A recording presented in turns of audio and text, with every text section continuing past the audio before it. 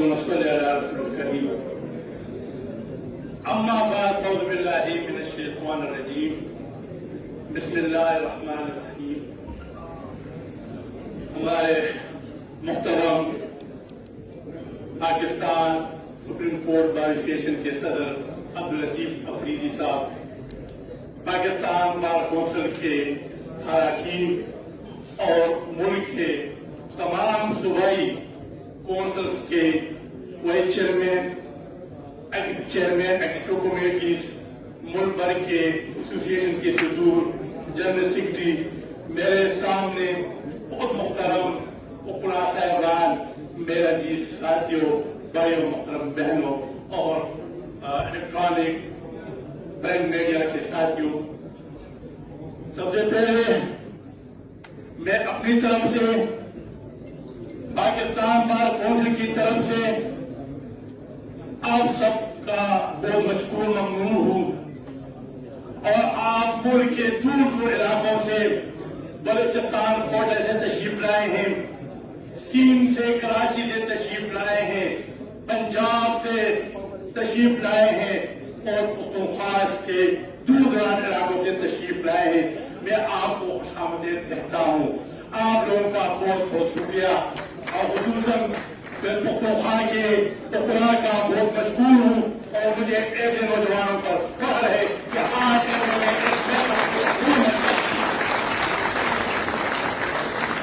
مجھے ایک بہت خوشی ہوئی.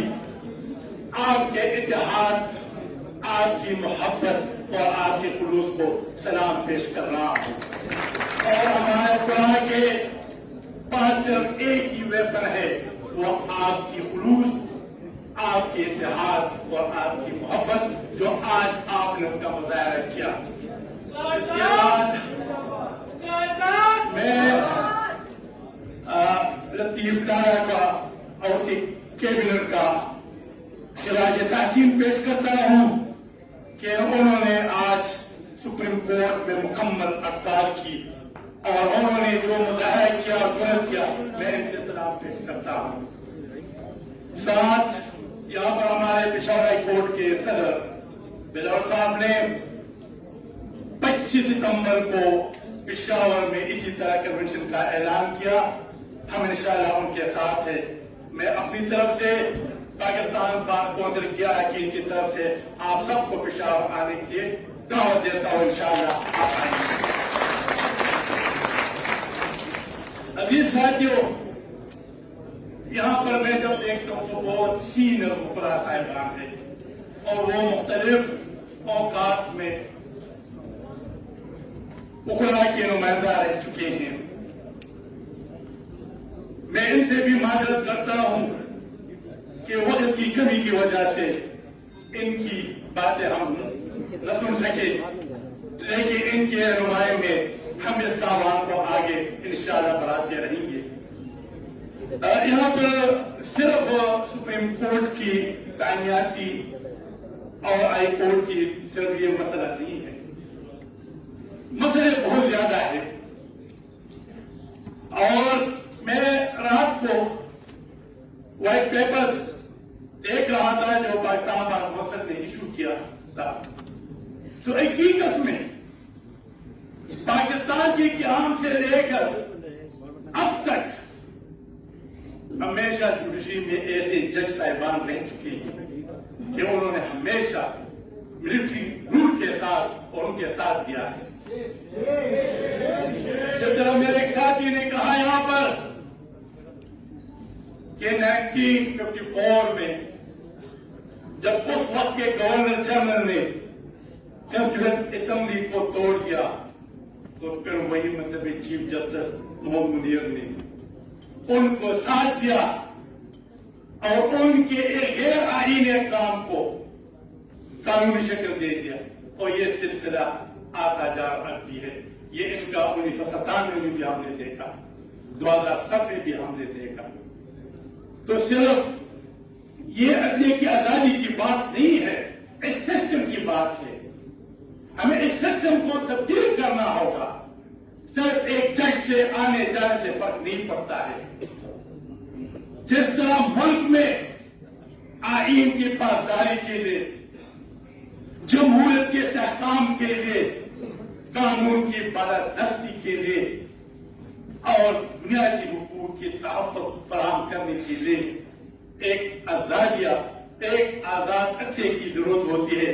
तो साथ उन जजेस की भी जरूरत है जो अपने ज़मीर और आइन के और इसमें इतना जुर्म हो कि वो अपने ज़मीर और आइन के मुताबिक फैसले भी दे सकते हो, और वो उस वक्त पॉसिबल होती है और आजाद अदलिया और मुख्तार अदलिया उस वक्त पॉसिबल मुमकिन हो सकती है, कायम हो सकती है, जहां पर तकर्रिया मेरिट और शफाफियत की बुनियाद पर हो, जहां पर अगर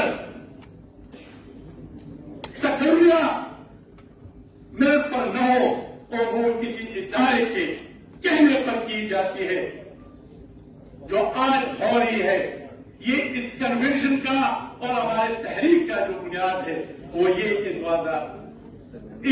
13 जुलाई को जब उन्होंने मोहम्मद अली मजहर जो सिंध हाई कोर्ट के 5वें नंबर पर था, फिर 28 जुलाई को इनकी रिकमेंडेशन की, और अब जो आज मीटिंग हो रही है या होने वाली है, तो इसमें लाहौर पंजाब हाई कोर्ट की जूनियर लेडी खातून को रिकमेंड कर रही है।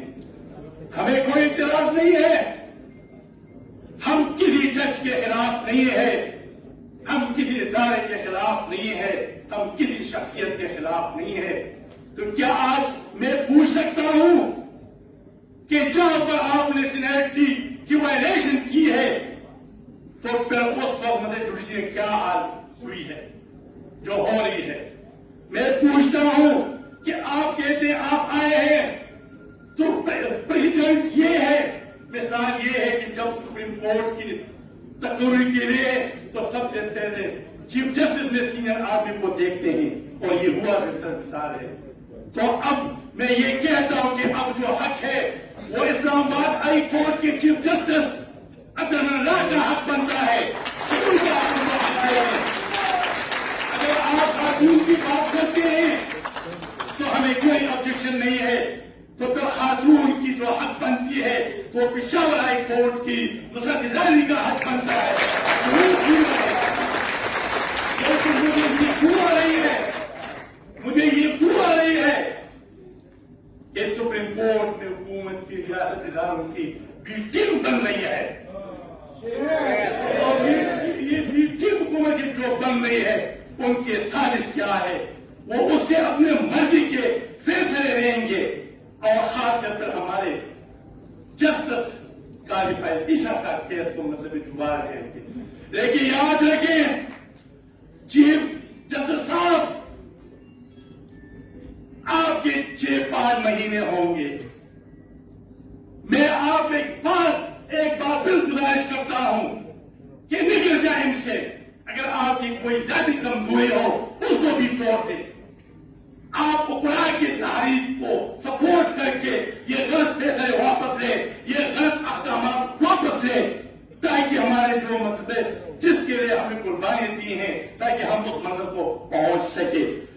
आप देखिए इससे पहले भी मतलब साकिब निसार साहब से इन्होंने अपनी ड्यूटी छोड़कर क्या कर रहे थे, हम जैम बनाएंगे, हम जैम बनाकर लोगों को लूट दिया, वो कितने वो काम गए हुए। यहां पर हमारा आसिफ खोजा साहब की बात हुई, पहले ही कहा का इंसाफ है कि आप एक वज़ीर-ए-आज़म मुल्क के वज़ीर-ए-आज़म जो 3 बार वज़ीर-ए-आज़म रह चुके हैं, वो सिर्फ आप इकामा को सारी उम्र के लिए सियासत से निकालते हैं, इनको मतलब निकालते हैं, उनको आड़ करते हैं। ये इंसाफ है, ये इंसाफ की पर मबनी है। और फिर जब आपके पास कोई पिटीशन आता है और उसको बाबा साहब की एक्सटेंशन को चैलेंज करते हैं, तो फिर आप कहते हैं कि इसमें there is no provision in the constitution, there is no provision in the law for granting extension to the chief army staff. फिर आप इनको स्टे भी देते हैं और फिर आप कहते हैं कि मौका भी देते हैं कि पार्लियामेंट में जाकर कानून में तरमीम की जाए और शर्म हो एज ए पार्लियामेंट पर भी शर्म की बात है कि वहां पर हमारे मेजर पार्टियां भी मौजूद होती हैं, लेकिन कोई भी मतलब है कोई भी नेगेटिव में नहीं जाता, कोई भी उसके खिलाफ वोट नहीं देता है और फिर उस पार्लियामेंट से मतलब है उस एक्शन दी जाती है। हमारी भी कमजोरियां हैं, हमारे पॉलिटिकल लीडरशिप की भी कमजोरियां होती है। यही वजह है कि आज हम हो रहे हैं, हम आज तहरीकें चला रहे हैं, यही वजह है कि हमारी लीडरशिप भी कमजोरी है। ये भी एक अफसोस की बात है। साथियों, आईन की खातिर, दस्तूर की खातिर, गरीब की खातिर, गरीब की खातिर। मैं चीफ जस्टिस साहब को इस देश से और आपकी वसात से फिर मैं ये कह रहा हूं कि इसको आप एक कन्वेंशन न समझें कि हम कन्वेंशन करते रहेंगे और आप गलत अहकामात सादिर करते रहेंगे। ये बात नहीं है। इस तहरीक में तशद्दुद भी आ सकता है, एक वक्त आ सकता है कि हम सुप्रीम कोर्ट को घेराव करेंगे, एक वक्त आ सकता है कि हम पार्लियामेंट की भी को घेराव कर सकते हैं और करेंगे इंशाअल्लाह, अगर ये हमारी मतलब बात को माने। हम यहाँ 1,84,000 से ऊपर के नुमाइंदे यहाँ बैठे हुए हैं और आपको मतलब आपने 12 वक्त गुजार कर आए हैं। किसी को मतलब कभी आपकी तरफ से हमें मतलब नहीं मिले कि क्या हो रहा है, करते रहेंगे, लेकिन हम अपना जल्द जारी रखेंगे। इन्होंने अभी तो अब मैं आता हूं सुप्रीम कोर्ट की, तो ये जिस तरह मैंने यहाँ सरदार अब्दुल भाई ने कहा कि सिर्फ सुप्रीम कोर्ट की बात नहीं होनी चाहिए, बल्कि हाई कोर्ट को मैं ये सजेशन दे देता हूं कि हमारा जो जुडिशल कमीशन है चाहिए कि उनकी जो रूल जो देखें वो बहुत मुख्तसर रूल दें, उनमें कोई मतलब नहीं। तो ये हमारा डिमांड है, हम मुतालबा करते हैं कि चीफ जस्टिस साहब और जुडिशल कमीशन इस अपॉइंटमेंट के लिए कोई तरीका कार वजह करें, एक कमेटी बनाई जाए, इसमें सुप्रीम कोर्ट की भी जजेस होनी चाहिए, उसमें सुप्रीम कोर्ट की भी सीनियर जजेस होनी चाहिए और खुला के स्टेक होल्डर से भी नुमाइंदे होने चाहिए और ऐसे रूल ऐसा पैरामीटर बना दे कि ये मतलब शफाफियत हो और इसमें ये पिक एंड चूज लाइक न हो। तो ये हमारा भी मुतालबा कि जल्द अज जल्द मतलब जुडिशल कमीशन का मीटिंग बुलाकर एक कमेटी बनाई जाए ताकि आए दिन जो पिक एंड चूज है क्या पाकिस्तान से लेकर अब तक लेकिन ताकि इसका मामला खत्म हो जाए। अब मैं आता हूं यहां पर ये सबसे बड़ी खबर आप देखो ये जो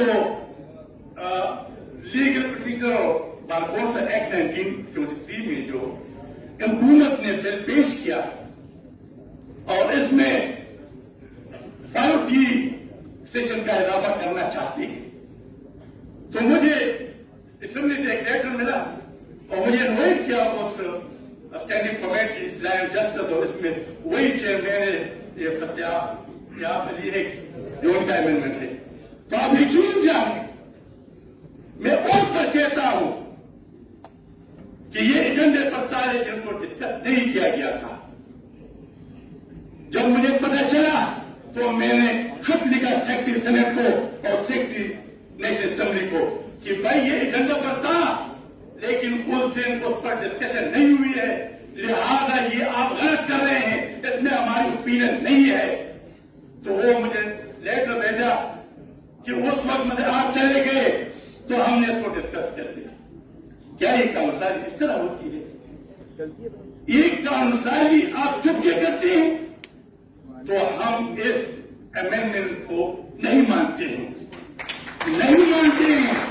हम आपकी ऐसे अमेंडमेंट को नहीं मानते हैं और इससे अगर आप मतलब इसको वापस नहीं रह गया तो फिर हम मतलब पूरी पार्लियामेंट का घेराव करेंगे इंशाअल्लाह।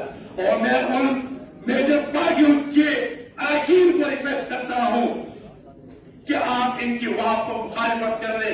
वहां पर हमारे पाकिस्तान बारकोर्ट के भी नुमाइंदे हैं, वहां पर उनकी मेंबरान है, इनसे मैं भी गुजारिश करता हूं कि ये जो मतलब गलती न हो रहा है और इनको मतलब वापस कैसे तरह भी लिया जाए। अजीज साथियों, कुर्द साहब को बुलाएं सर, कुर्द साहब को हमारे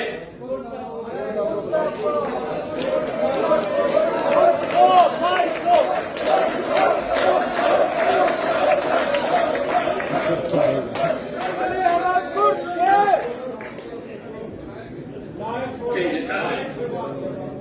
عزیز ساتھیوں، ہمارے وکلاء کے بھی بہت سے مسائل ہیں، لیکن جو سب سے بڑا مسئلہ ہے وہ ہماری بقا کی ہے، ہماری زندگی کیوں کی بات ہے. یہاں پر ہمارے وکلاء صاحبان نے کیا کہ لینڈ پروٹیکشن ایکٹ ہونی چاہیے. میں پوچھتا ہوں کہ چند ماہ پہلے ہمارے بشیر الرحمان برقی صاحب بنو میں جڑے کمرس کے سامنے اس کو شہید کیا گیا، اور کل جو 2 واقعی ہوئی ہیں، اور اس طرح بلوچستان میں جو کچھ ہو رہا ہے، جو سین میں کچھ ہو رہا ہے ہمارے وکیلوں کے ساتھ، تو ہمارا یہ مطالبہ ہے اور ہم ریزولوشن میں بھی لائیں گے کہ جلد ہی جلد ایسا قانون لایا جائے جس میں ہمارے وکلاء کی تحفظ ہو، ہماری وکلاء کی تحفظ زندگی ہو. تو انشاءاللہ ہم اس کے لیے بھی کوشش کریں گے. راجی دار ساتھیوں، یہ بھی ہے کہ آپ کو پتا ہے کہ ہمارے سپریم کورٹ میں 53,000 مقدمات پینڈنگ ہے. کیسے ان کی تاریخیں نہیں نکلتی، 2 3 سال وکلاء صاحبان پیس لے جاتے ہیں لیکن تاریخیں نہیں نکلتی ہیں. اس کے لیے بھی ہم ایک جلد کریں گے کہ آخر کب تک اس طرح ہوگا کہ ہمارے 35,000 مقدمات پینڈنگ ہو سپریم کورٹ میں. چیف جسٹس صاحب کو چاہیے، کمیشن کی ممبران کو چاہیے، ان کے ساتھیوں کو چاہیے کہ اس پر بھی غور کر لے، اس کے لیے بھی کچھ راہ نکالے جس کا کیا کرنا ہے. ساتھیوں، ہم اس کی بھی مذمت کرتے ہیں جو ہم سپریم کورٹ میں ہمارے جو تفریق ہے، جو بندی ہو رہی ہے، اپنے مرضی سے بینچ بنا رہے ہیں. اس بینچ میں ان ججز کو رکھتے ہیں جو ان کی بات مانتے ہیں، جو یس اور نو کرتے ہیں اور یس کرتے ہیں. ہم اس کی بھی مذمت کرتے ہیں. اس کو مطلب آزاد جوشی ہم نہیں کہہ سکتے ہیں. ساتھیوں، یہاں پر یہ بات ہوئی، میں بھی ایک پولیٹیکل ورکر ہوں. مشیر عالم صاحب ریٹائرڈ جسٹس، چاہے اسی دن جب وہ وقت ہو رہے تھے یہاں سے، انہوں نے ایک فیصلہ دیا اور اس فیصلے کے ذریعے جو اسٹیٹ امپلائی ایکٹ 2010 اور ہمارے پختونخوا میں 2012 کا ایکٹ کو نل اینڈ وائڈ ڈکلیئر کر 17,000 ملازمین کو نوکریوں سے نکالے گے. کیا انصاف یہ ہے؟ میں اس جاری حکومت سے پوچھتا ہوں، میں اس جاری وزیر اعظم سے پوچھتا ہوں، میں اس سلیکٹڈ وزیر اعظم سے پوچھتا ہوں. آپ نے الیکشن میں تو یہ وعدہ کیا تھا عوام سے کہ 1 کروڑ نوکریاں دوں گا، تو اس کے بجائے آپ لوگوں کو نکالتے ہیں، اور وہ بھی نکالتے تو جوڈیشری کے ذریعے نکالتے ہیں. تو ہمارا یہ مطالبہ ہے کہ اس کو ریکنسیڈر کر لے، ان کے جتنے بھی ریویو ہو چکے ہیں ان کو ریکنسیڈر کر لے، اور ان لوگوں کو، ان ملازمین کی معاشی جو قتل ہو ان کو بند کر دے، ان کو بحال کیا جائے. عزیز ساتھیوں،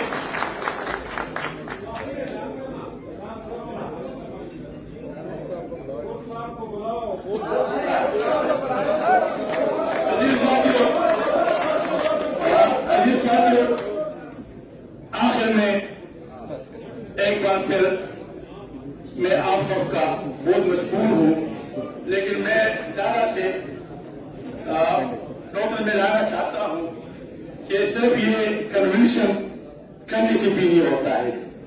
ہمیں چاہیے کہ ہم کچھ عملی اقدام کے لیے بھی صلاح مشورہ کر کے آپ کو مطلب ایک ایسا پروگرام دے دے کہ اس میں جتنی بھی مطلب ہمارے مسائل ہے ان کا حل کرنے کے لیے ہر قسم کی دعائیں کی ضرورت ان کے لیے دینے کی اختیار ہے. صرف کنونشن 25 کو پشاور میں ہوگا، پھر اس کے بعد مجھے کیا، تو ہمیں بھی مطلب پریکٹیکل اسٹیپ لینا چاہیے. اور جب تک ہم عملی کام نہیں کریں گے تو یہ لوگ ٹھیک نہیں ہوں گے. لہٰذا میں ایک بار پھر آپ سب کا شکریہ ادا کرتا ہوں. والسلام.